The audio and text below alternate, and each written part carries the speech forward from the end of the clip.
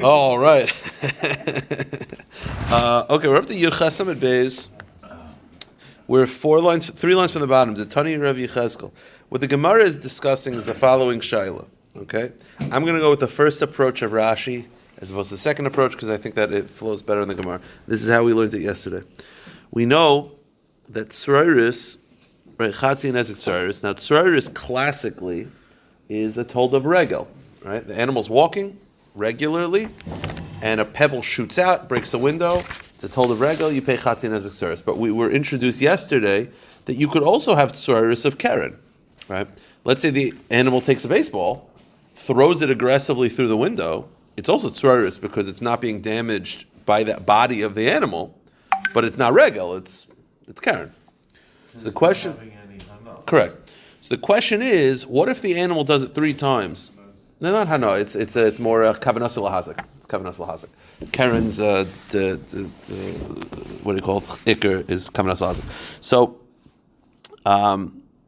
So the question is like this: what if the animal does keren of tzroiris 3 times, and then it does it a 4th time? So it takes a baseball, throws it through the window 3 times, then it does it the 4th time.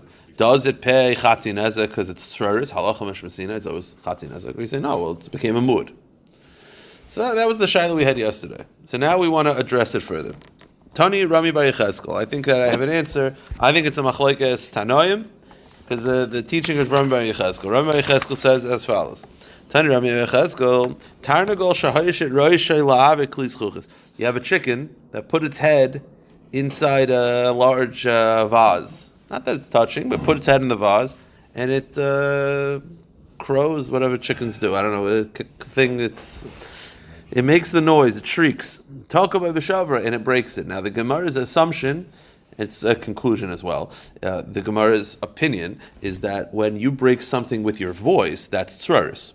Because again, it's not breaking with your body, so it's the equivalent of throwing something. So this chicken broke something with tzroiris, using tzroiris. The halacha is mishalim nezek shalim. You pay 100% of the damage. Yeah, tzroiris is anything not with your body. Not with the body is tzroiris. Correct. So the Gemara is the chicken shrieking, that's tzroiris, and it says you pay 100% of the damages, which is interesting. Okay.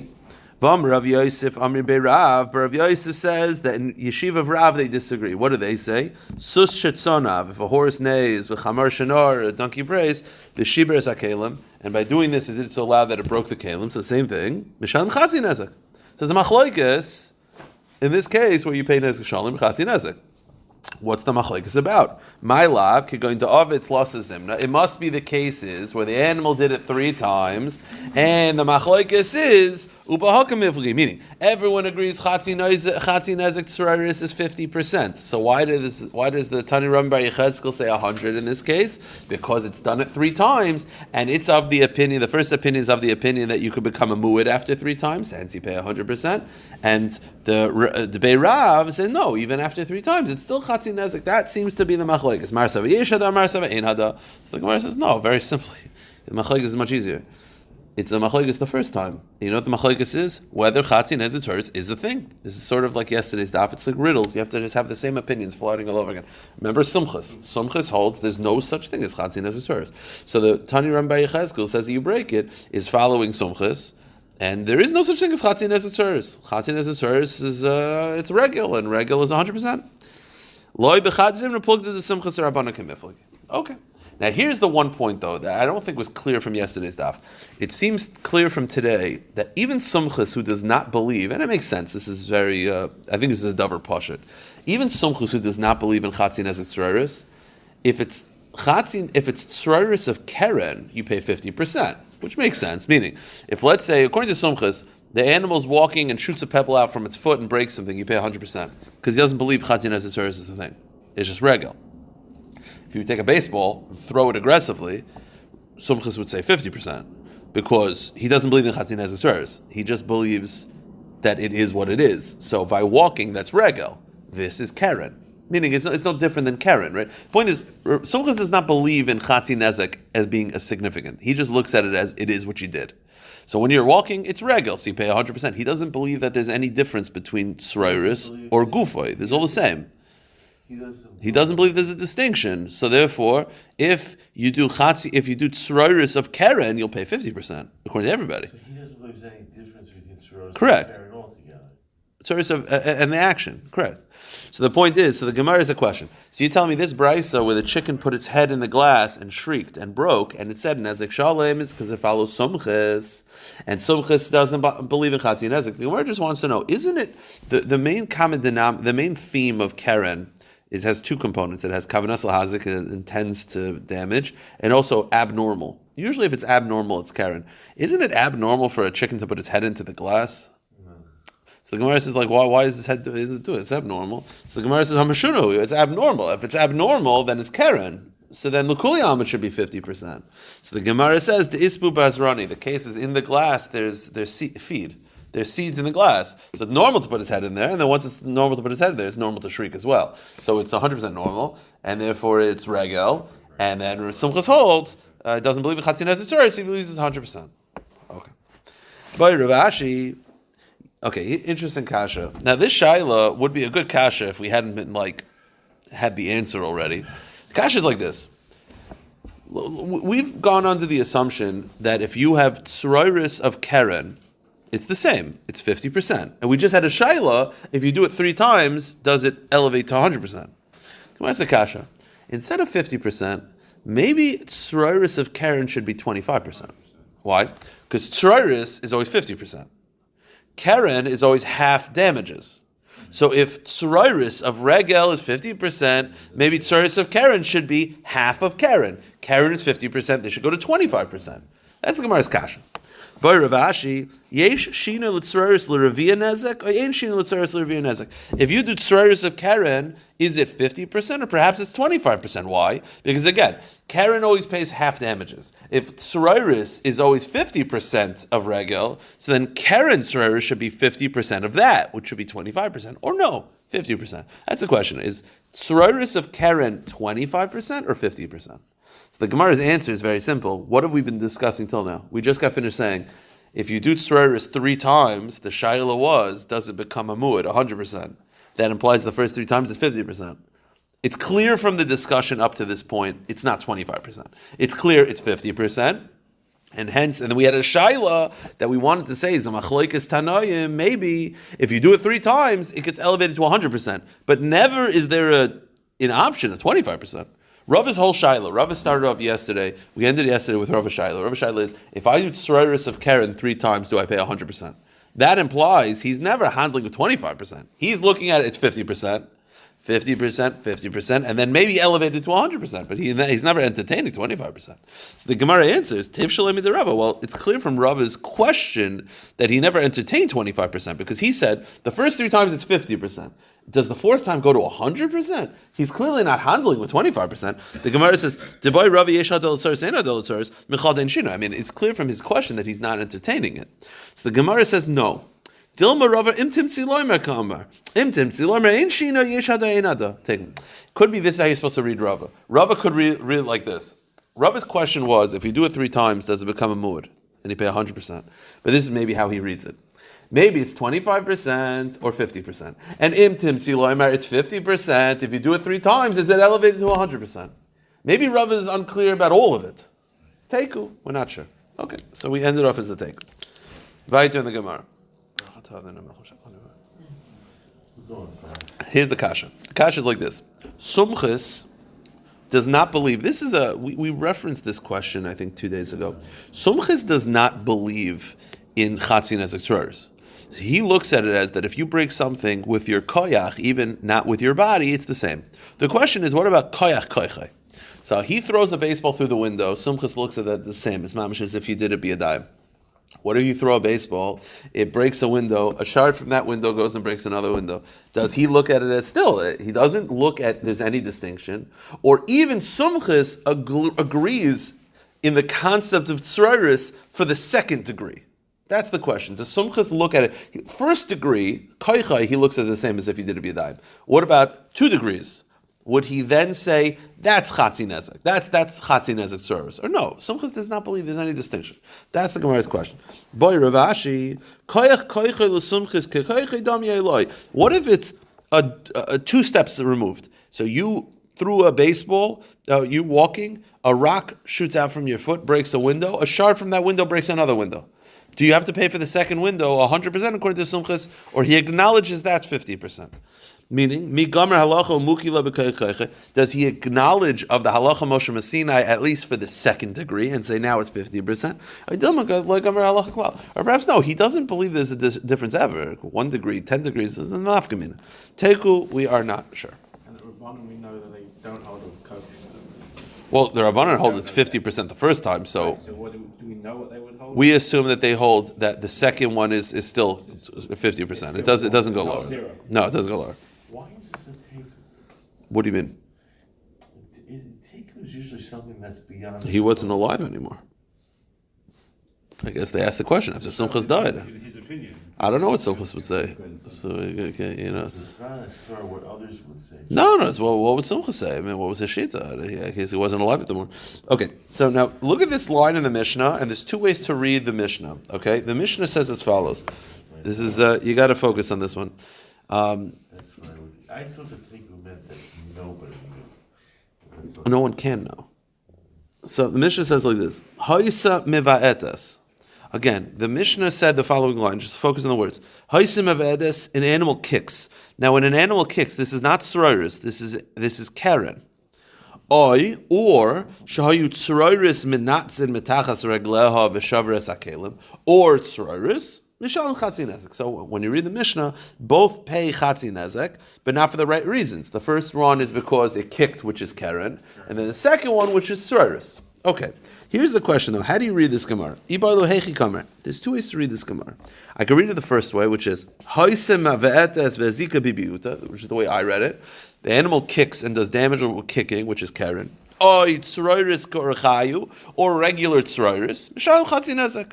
And this Mishnah follows the view of the Rabbanan that sroiris is chatzi nezek.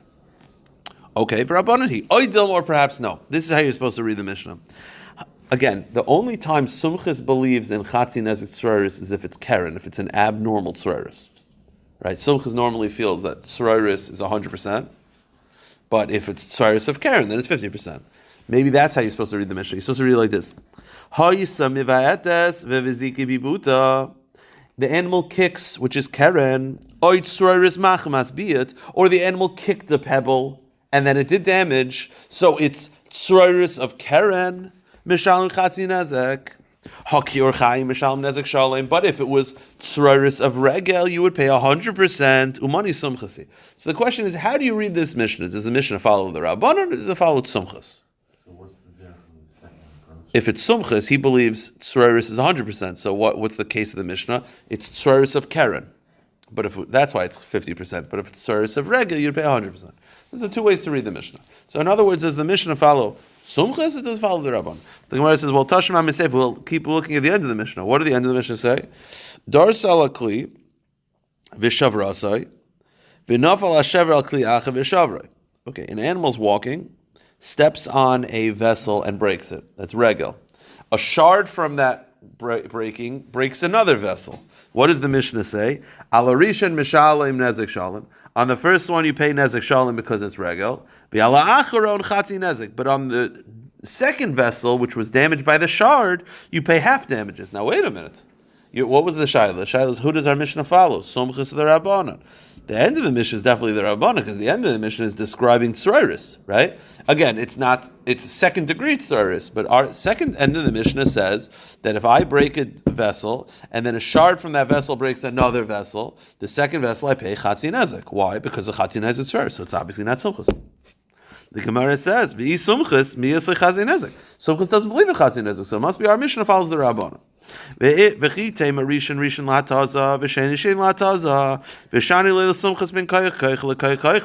Mishnah can read like this. Maybe it could follow Sumchas. So why in the end of the Mishnah do you pay half? Because here's the case of the Mishnah. I'm walking and there's a pebble, shoots out, breaks vessel A. I pay 100%. Then a shard from vessel A breaks vessel B. And we're saying that according to Sumchas, there's a difference between 1 degree and second degree. The problem is that can't be. Why? Hadaboy Ravashi koich l'sumkis kekoich dami lav kekoich dami tishleit lav koich dami. It can't be, because what did we just got finished saying? We just asked that shayla. How do we end the teku? So obviously we're not sure. So if it can't be that our Mishnah cannot be clearly following sumchis, so therefore our Mishnah follows the Rabbana. Okay. Now the Gemara just says one point. Rav Ashi K'Rabbanan Mukila. The Gemara explains that Rav Ashi understands the Mishnah as follows. Uboilei hachi. Rav Ashi follows the Rabbanan Shita, and this is how he reads the Mishnah. Remember, Rav Ashi, we said before, was unclear if you do tsroiris of Keren, do you pay 25%? That was Rav Ashi's question. We had that earlier in the Amid, right? Because tsroiris of Regel is 50%, so maybe tsroiris of Keren is 25%. Rav Ashi wasn't sure. Rav Ashi read the Mishnah. Where did he get that question from? He actually got the question from our Mishnah. He followed the Rabbanan Shita, and he felt that the Mishnah is a little ambiguous. How so? Because this is how you can read the Mishnah. Ba'ilai hachi. There's two ways to read the Mishnah. Number one is haisam meve'etes. The animal was kicking.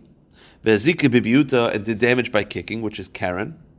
Oy tsroiris korchayu, or it was walking and pebble shot out. Regular chatzi nezek tsroiris. Chatzi nezek. Perfect. Ha-machmas biyat revia nezek v'yeshinoi. What does the Mishnah say? The Mishnah says that if the animal's walking and a pebble shoots out of its feet and breaks something, which is tsroiris of regel, you pay 50%. You could deduce from this, but if it was tsroiris of keren, you would pay 25%. Maybe that's how you're supposed to deduce from the Mishnah. The Mishnah says that if the animal's walking and a pebble shoots out, which is tsroiris of regel, you pay 50%. Which you could deduce that if it was tsroiris of nezek of keren, you'd pay 25%. Or perhaps you should read the Mishnah this way: the animal kicks, which is keren, or the animal kicks the pebbles, which is tsroiris of keren. You pay 50%. So his shaila of whether tsroiris of keren is 50 or 25 was this shaila of how to read the Mishnah. Teku, and that's why he ended with a teku. That's how he read the Mishnah. The two ways. Is the Mishnah saying that regular tzuris of 50%, which you could deduce that tzuris of Keren is 25, or is the Mishnah talking about tzuris of Keren being 50%? That was his shayla. We have a lot of motion Mishnah. Do we normally get so much confusion around? Correct, yes. We normally do. It happens a lot. You could have a Halacha Mishra Messina that was talking about A, and the question is, well, did it apply to B? The Halacha Mishra Messina is very clear. Tzroiris of regel is 50%. That's what Moshe Rabbeinu said. The question is, well, what would he say about this, and what would he say about that, and what would he say about Chatzin Nezek Tzroiris of Keren, and what about doing it 3 times as a Kamud? Another shayla we're actually going to get to right now that also adds to the a couple more shaylas about Tzroiris, like we're going to get to in a little bit. What about Chatzin Nezek Tzroiris in Rosh Hashanah? Right? For 1 second. Yeah. Tzroiris just means that you break something with it's not with your body, and you pay 50%. You pay 50%. So how much percent? Yeah. Except that Sukkos doesn't buy that. Correct. Correct. He doesn't have a Messiah of Lacham Shusida. The question we're going to have in a second, another to add. Let's say he doesn't have a Messiah, doesn't he have to listen to the Messiah? I have to check that up. That was Gavin's question from a couple of days ago. I got to check that up. That was from his notes on his Gemara. I have to check that up. Where do we find questions? Usually halachah mishmisinas are universally accepted, but I have to check up. The Rishonim talk about this. I have to check it up. But you have cases. But I'll look into it. But I don't want to speak from my belly. So the Gemara just says like this. We're going to have in a second another shaila related to this. Well, we'll get to it in a second. Let's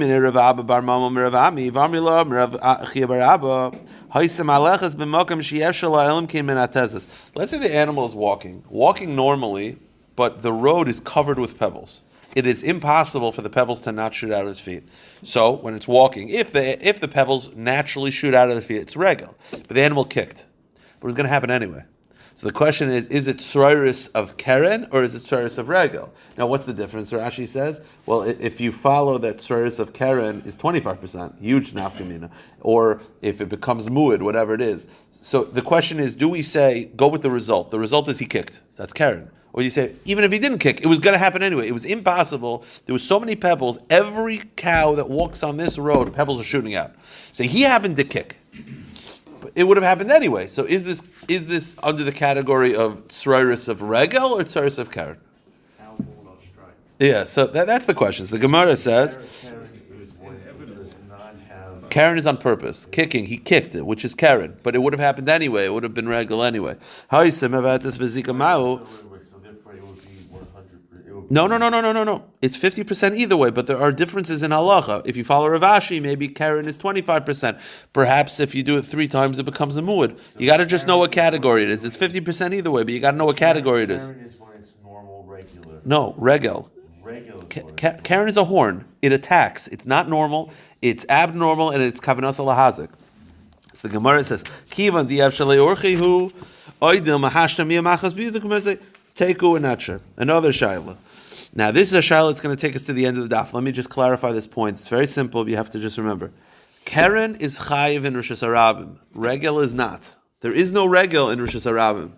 The question is, what if you have chatzi nezek tzroiris, the animal's walking, a pebble shoots out, in Rosh Hashanah, a pebble shoots out and breaks. So you'll say, well, it's regel. There's no regel in Rosh Hashanah. Yeah, but this is halacha mashma Sinai. It's acting differently, right? Meaning it's not a classic regel. It's chatzin ezek tzroiris. So it's already acting 50%. It's acting very Karen-like. Karen pays 50%. There's also 50%. Meaning when Moshe Rabbeinu said that if an animal is walking and a pebble shoots out, that it pays 50%, is he rewriting this and he's saying these have new rules, or he's saying no, it's a regel. It's the regular regel. It just pays 50%. Meaning regel is pater in Rosh Hashanah. Would Chatzi Nezik Tzeres be Pater in Rosh Hashanah? So you'll say, well, yeah, on the one hand it's regel, so why not? The answer is, when you have the halachas being differently, maybe this is just a new category. That's the question. So the Gemara says, Boi minei Rav Yirmiyah mi Rav Zera. Now look at the Gemara closely, because it's important for the rest of the daf. The animal's walking in Rosh Hashanah, and a pebble comes out and shoots, but it's in Rosh Hashanah. So if it's classic regel, there is no regel in Rosh Hashanah. You're not chayiv. But over here, it's chatzin nezek tzroiris of regel. So the question is, am I chayiv in Rosh Hashanah? Do we say l'ker medamin l'v'chayis?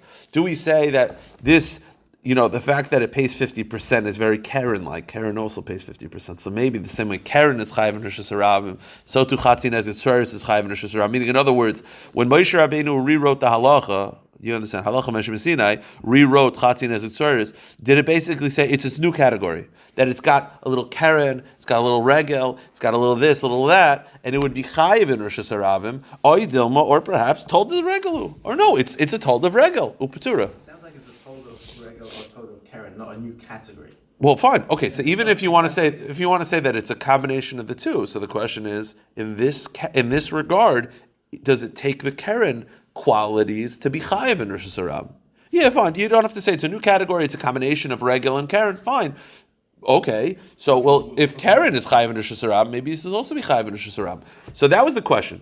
If the animal's walking, now focus on the case. The animal's walking in Rosh Hashanah, a pebble shoots out, breaks something in Rosh Hashanah. Am I chayiv? What do Rav Zera say? Are the mistar the regel? Potter. It's regel. It's mistaber. It makes sense that it's regel. Okay. So that case is potter. Let's keep going. So if the animal's walking in Rosh Hashanah, a pebble shoots out in Rosh Hashanah, breaks something in Rosh Hashanah, potter. Let's keep going. What about one more case? The animal's walking, a pebble in Rosh Hashanah, a pebble shoots out from Rosh Hashanah into someone's backyard, into his private property. It breaks his window in his private property. So the damage ended up being in the private property, but it originated in the public property. Would you also say that's potter? So he says, Amalei Akira ein kan anocha ein kan. Yeah, half an action is nothing, meaning it started in Rosh Hashanah, potter. So Rav Zera is saying two things. If it started and ended in Rosh Hashanah, potter. Started in Rosh Hashanah, ended in Rosh Hashanah, potter. Potter in both scenarios. Now here's the issue. What we're going to have over the next half an amid is multiple rayas from brises that you're chayiv in Rosh Hashanah. Again, Rav Zera is saying two things. He's saying in Rosh Hashanah, start in Rosh Hashanah and ends Rosh Hashanah, potter. Bigger chiddush. Then Rav Zera said a bigger chiddush. Start in Rosh Hashanah and ends Rosh Hashanah, also potter. That's a bigger chiddush because at least it ended in Rosh Hashanah, which again only exists by tzuris because by regel it's normally your foot. Like this is because it shoots, it could go fly. So Rav Zera is saying two halachas, both potter. The second one being a bigger chiddush. The problem is we're going to have brises that indicate very clearly that you're chayiv of chatzin as a tzuris in Rosh Hashanah. So one of these is going to be wrong. So we're going to erase the bigger chiddush, and we're going to say that every time the brisa says that you're chayiv in Rosh Hashanah. It's where it started in Rosh Hashanah and ended in Rosh Hashanah. See, Reb Zera's going to have to retract one of these statements. It's impossible for him to go up against these amount of prices. But we're going to always we're going to subtract the second statement. We're going to say that maybe you're right. If it started and ended Rosh Hashanah, maybe you're potter. But starting Rosh Hashanah and ending Rosh Hashanah, you're definitely not. So the Gemara, let's start. So Reb Zera says both are potter. The Gemara says, "Eis we have a kasha." This is a brisa. The brisa says, "Hoisa malechas b'derech v'tiza." The animal's walking and a pebble shoots out of its feet. Bein b'rshus hayachid, bein b'rshus harabim. Whether it happens in rishus hayachid or in rishus harabim, chayiv. You're chayiv in rishus harabim. Not like Rav Zera. My love, etiza b'rshus harabim, zika b'rshus harabim. Is this not talking about the classic case where the damage, the pebble, started in rishus harabim and ended in rishus harabim? And Rav Zera is entirely wrong. The answer is loy. Etiza b'rshus harabim, zika b'rshus hayachid. Perhaps the Bryce is referring to the second case where it shot out in rishus harabim but broke in rishus hayachid. I thought Rav Zera said both cases are potter. The answer is, well, he's wrong about one. So the Gemara says, ha'amrit akira ein kan anach ein kan. The answer is, Amr le hadrabe. Rav Zera said, I retract from the second one. Okay, again, Rav Zera started off by saying, Rosh Hashanah potter, Rosh Hashanah potter. You can't do that. Their Bryce is against you. So he's like, okay, I retract the second statement. If it started Rosh Hashanah and Rosh Hashanah, chayiv. And every Bryce are going to say, he's talking about that. But the Rosh Hashanah, he stands by his original sheet of being potter. So he retracted from the second statement, but he stands firm with the first. Okay, let's keep going. And that's the pattern. We're going to find Bryces that indicate that there's Chatzin as a Tzuris and Rosh Hashanah, and we're going to say that was talking about starting Rosh Hashanah and Rosh Hashanah, and that was the one that he retracted his statement. The Gemara continues, the second Bryce. Okay, the animal's walking, steps on a vessel and breaks it, so that's regel. And then a shard from that shoots out and breaks another one, so that's Tzuris. Al Rishon Mishalom Nezek Shalim. On the first vessel, you pay 100% because it's regel. Al Achron, on the second vessel, Mishalom Chatzi Nezek. You pay Chatzi Nezek. Okay, because it's Rorus. V'tani Allah, and the Bryce elaborated, Ba'med Varmur B'shus HaNizik, Al B'shus HaRabim, Al Rishon Petul Arachon Chayeves. When is it true that you pay 100% and 50% when it happened in private property? But if it happened in public property, you're potter from the first vessel because there is no regel in public property. And you're still chayiv in the second one because there is chatzin nezek tzuris in Rosh Hashanah. What do you see? You see from this brayso there is chatzin nezek tzuris in Rosh Hashanah. My love etiza Rosh Hashanah, zigu Rosh Hashanah. Are we not referring to a case where the entire action and all the damages happened in Rosh Hashanah and Rav Zera is entirely wrong? The answer is lo etiza Rosh Hashanah, zigu Rosh Hashanah. The case was where the shard shot out from Rosh Hashanah and broke in Rosh Hashanah, and that's when you're chayiv. But if it was entirely in Rosh Hashanah, it would be potter. So that's not like the second statement of Rav Zera. I thought Rav Zera disagreed with that as well. Rav Zera said, I retract my second statement. Let's keep going a third. Another attempt. Go to the next page. You're always chayiv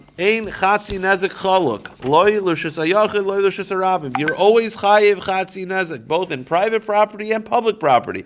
Now, what is this referring to chatzi nezek? There's two options. It could be keren or it could be tzroiris. We assume it's talking about tzroiris. So that means that you're chayiv tzroiris, both whether it's in private property or public property. Oh, you see that tzroiris applies in public property as well. My love, hetiza b'rishus harabim, zig b'rishus harabim. This is not talking about where the entire thing took place in Rishus Harabim and you're chayiv, not like Rav Zera. Lo, hetiza b'rishus harabim, zig b'rishus hayachid. No, same answer. And that is that the damage began in Rishus Harabim but concluded in Rishus hayachid. Not like the second statement of Rav Zera. I amr ta'akira ein kan anach ein kan. I thought that's not like the second statement of Rav Zera. Amr le hadri bey. Rav Zera said, I retract my second statement. It's the same thing over and over and over again. Again and again. Or perhaps this brisa, all the brisa said is that there's chatzi nezek is both in Rosh Hashanah and Rosh Hashanah. It actually never said tzroiris. It could just talk about keren. It could just be saying that regular keren applies both in Rosh Hashanah and Rosh Hashanah. The Gemara says, or perhaps Rav Yochanan was not talking about tzroiris at all. He was just talking about keren. Okay. Kicking it with that horn. Goring with it. Yosef, Rav Yehuda Nasiya, Rav Oishia, Akila de Rav Yehuda. So Rav Yehuda Nasiya and Rav Oishia were sitting on the porch of Rav Yehuda Nasiya.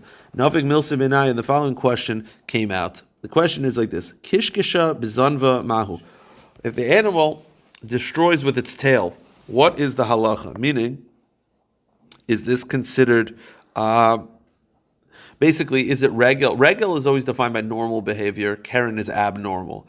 Is the animal wishing with its tail normal or abnormal? So I would say it's very normal. It's very normal for animals to do this. So he says, well, what do you want the owner to do? Hold on to the tail. Meaning, the animal's allowed to do normal things. So if you consider it abnormal, that means it's my responsibility to stop my animal from wagging its tail, right? I'm expected to stop the animal from goring because that's abnormal. But you're asking, is the animal wishing its tail abnormal? So what do you want me to do? Hold the tail down? That's what do you want me to do? The Gemara says, so say the same thing about a horn. What am I supposed to do? Hold on to the horn? The answer is, stop your animal. The Gemara says, but the horn, it's not normal to gore. Over here, it's very normal to swish the tail. So the Gemara says, so basically, what was the question? The question was, is it normal for the animal to wish the tail? So the Gemara says, what's the question? Of course it's normal. So it's like, well, if you knew that it's normal, then what's the question? The Gemara knew that it was normal and asked the question and then said, well, is it normal? And it was like, of course it's normal. What was really going on? So the Gemara says, kishkush yisem b'ayli. The case is where it's moving a lot more than normal. Yes, the average dog is going to wag its tail. That's normal. I'm not responsible for that. If it happens, that's a regel. That's regular for sure. The cases where the dog is mamish wagging its tail a lot more than normal, the question is that still considered normal behavior because it's still in the category of normal behavior? Okay. Weiter. One last shaila before we get back to our discussion. Yeah, so the Gemara has one more question. Boyer of Ina. What if the animal moved its makam mila and did damage that way and knocked over something? So apparently it's not as normal. It definitely has to do the intention, but it's not intending to damage. You see, Karen, it's intending to do this, but not intending to damage. Over here, the animal's intending to do this, but not intending to damage. So mi amrina mi have a Karen le yitzvit takfile. Hachanami leishna idum Karen kavanas lahasik and kavanas lahasik. So over here, it's abnormal, but it's not intending to do damage. Karen is abnormal and intending to do damage. Over here, it's abnormal, but not intending to do damage. So the animal is moving its aver, makamila, knocking over something. So it's abnormal, but it's not intending to do damage. So is it Karen or not? So teku, we're not sure. Okay, now this next line, let me explain before we get to the Mishnah what the Mishnah is talking about. The Mishnah is saying like this: The Mishnah says that if a chicken is walking and it's got something tied around its ankle, it's got a baseball bat tied around its ankle. I don't know. There's a bat tied to a string around its ankle, and someone hurt themselves on the bat. The Mishnah said you pay chatzi nezek. Now why? So Rashi on the Mishnah says the conclusion of the Gemara. And that is because the baseball bat flew and broke something. So it's tzroris. The Gemara does not think at first that that's the point. The Gemara thinks at first the point is as follows. Something tied around its ankle. Make it easy. There's a trap. Like one of these, a trap tied around its ankles with spikes coming out. The Mishnah said that if the trap does damage, you pay half damages, chatzi nezek. Why? So Rashi says because the trap flew, so it's tzroris. Easy. It's a pretty open and shut case. That's not how the Gemara originally understands it. The Gemara originally understands it that the case is not where the actual trap did damage, trap moved, but rather the trap was stationary. Someone stepped on the trap and hurt themselves. That's not tzroris. The Gemara at first thinks the case is not where the trap flies and does damage, but rather the trap is stationary. Someone steps on it and hurts themselves. Now the problem is, what's the chiyuv of that? That's not tzroris. That's bar. So here's the question: where is bar 50%?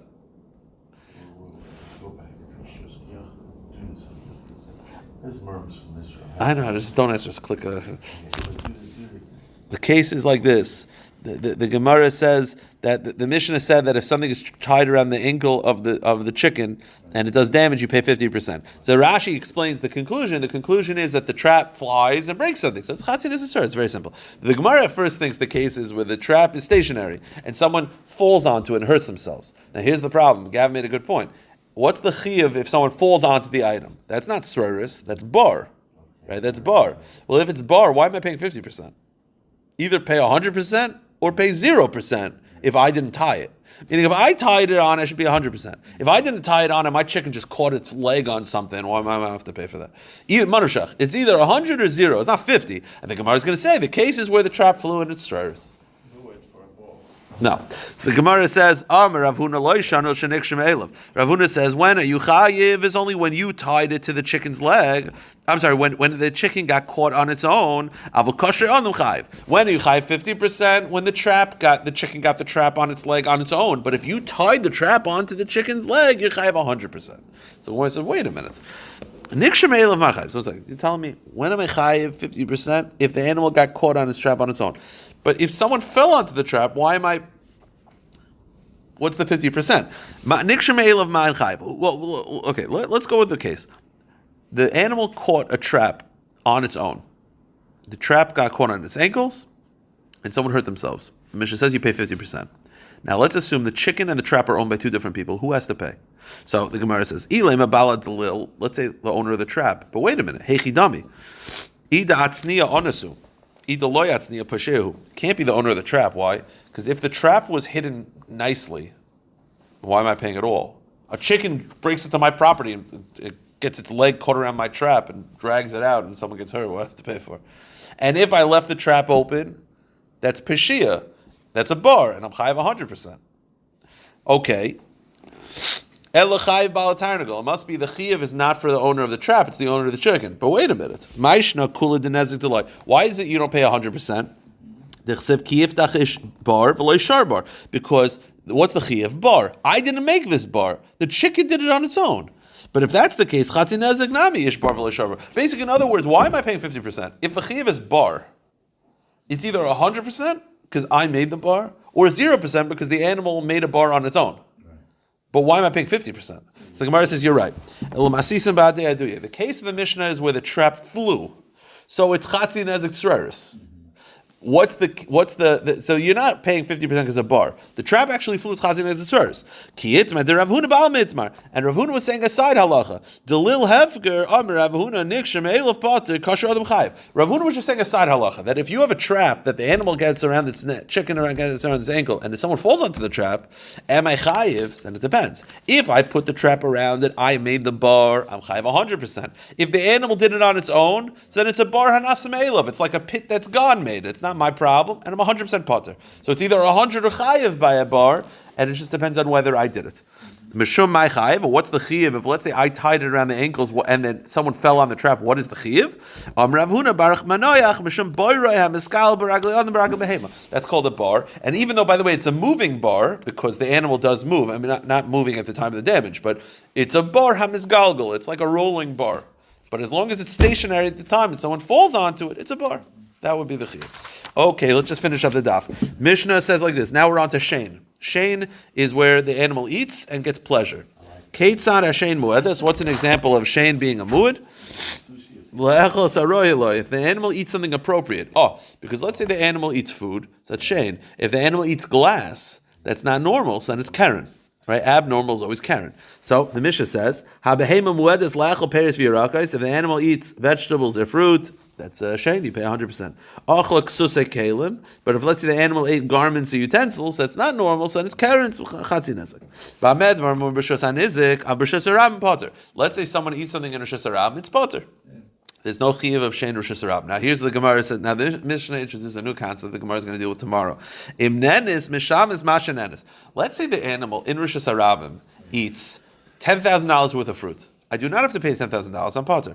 I do have to pay something. I have to pay the pleasure that I have that my animal ate, which the Gemara will figure out how you monetize that. I'm potter based on exeris hakasiv, but I still got pleasure from someone else's fruits. It's a exeris hakasiv. Why should you have to pay? Because you still got hana. The Gemara will go through this. It's based on psukim, and we'll have to figure out exactly how. But again, what it eats, if it eats something normal, it's shein. Abnormal is keren. So if it eats something in Rosh Hashanah, if it's normal, I only have to pay what I benefited. If it's abnormal, I pay chatzi nezek. So the Mishnah speaks it out. Keitza mishlam is mashanenis. If it ate appropriate food in Rishus Harabim, you pay what you benefited. But if it ate from the side streets, that's not Rishus Harabim, that's private, then Mishalem is Masha Zika, then you pay Chatzi Nezek. Actually, you pay Nezek Shalom, because that's Shein in private property. If it ate the entrance of a store that's Rishus Harabim, so you only pay what you benefited from.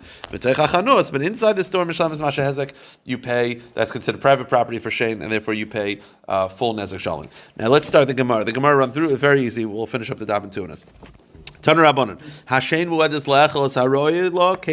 example of the animal eating something normal? The animal goes into private property and it eats food that's appropriate or drinks that's appropriate. You pay 100% of the damages. So to a wild deer enters, that's owned by me, enters into the private property. Not a deer, actually. I'm sorry, not a deer. A wild animal that I own enters private property and attacks and eats, so you pay. Or if a cow ate barley, a donkey ate some sort of vegetables, whatever. Not kashin is like a sprouts. The kelev shilikas hashemin, or a dog licked oil.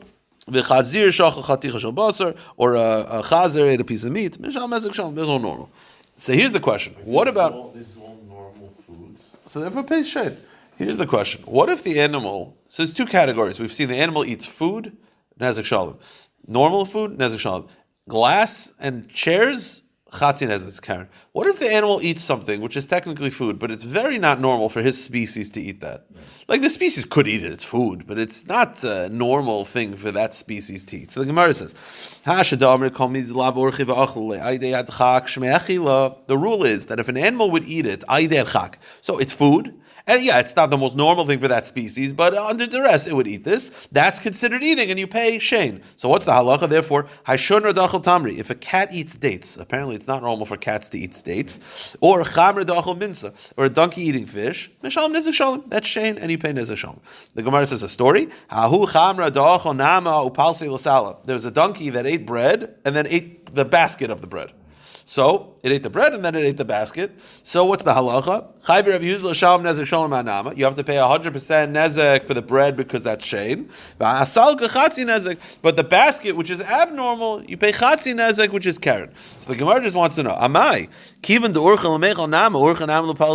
Here's the deal: when the animal doesn't have hands. So if you have bread in a basket, the animal will eat the bread and chew on the basket at the same time. So why isn't that shein? It's 100% normal to do that.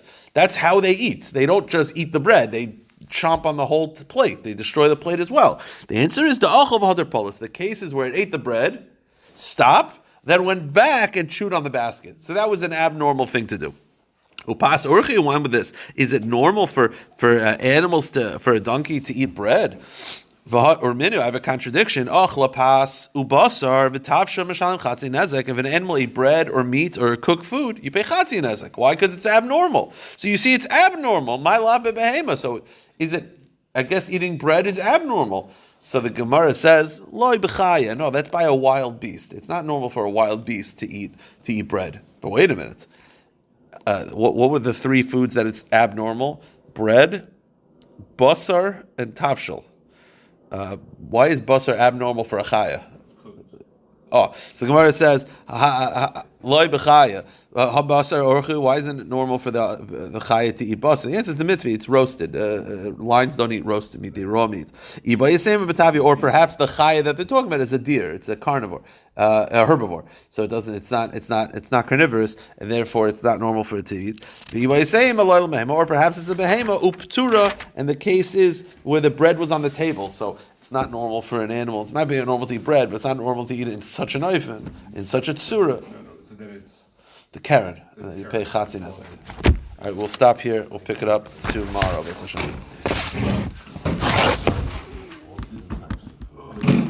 reminds me of certain